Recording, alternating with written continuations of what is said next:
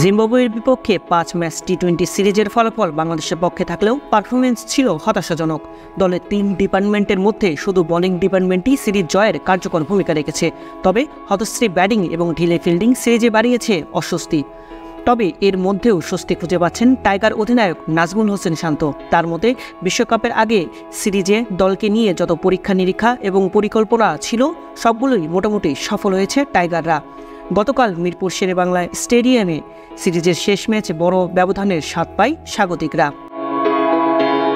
এতে করে ৪-১ ব্যবধানে শেষ হয় সিরিজ। পরে গণমাধ্যমের মুখোমুখি হয়ে এই সিরিজে নিজেদের প্রাপ্তি নিয়ে অধিনায়ক বলেন, খুব ভালো একটা সিরিজ গেছে, অবশ্যই সিরিজ জিতলে আত্মবিশ্বাস বাড়ে।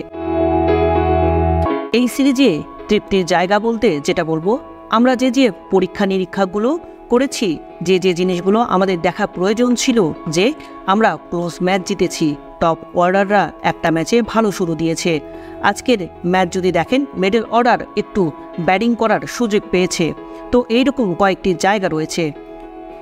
তো যদি চিন্তা করা যায়, এই সিরিজে অবশ্যই কয়েকটি পজিটিভ দিক আছে এবং আমরা যে জিনিসগুলো আশা করেছি সেগুলোর বেশ কাছাকাছি যেতে পেরেছি।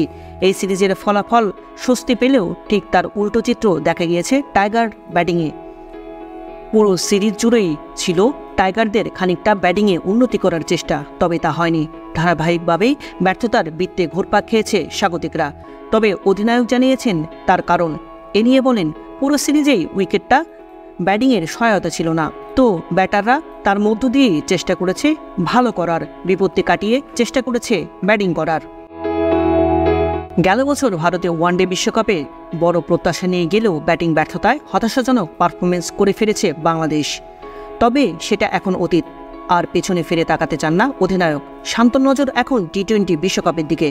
তিনি মনে করেন, যদি ব্যাটিং ব্যর্থতা কাটিয়ে টপ ওয়াটার ব্যাটাররা ভালো শুরু এনে দিতে পারে আর দল যদি সেই মোমেন্টাম ধরে রাখতে পারে, তাহলে আসন্ন টুর্নামেন্টে অনেক দূরে যাওয়া সম্ভব। ক্রিকেটের এরকম নিত্য নতুন খবরাখবর পেতে আমাদের চ্যানেলটিকে লাইক, শেয়ার ও সাবস্ক্রাইব করে সাথেই থাকুন।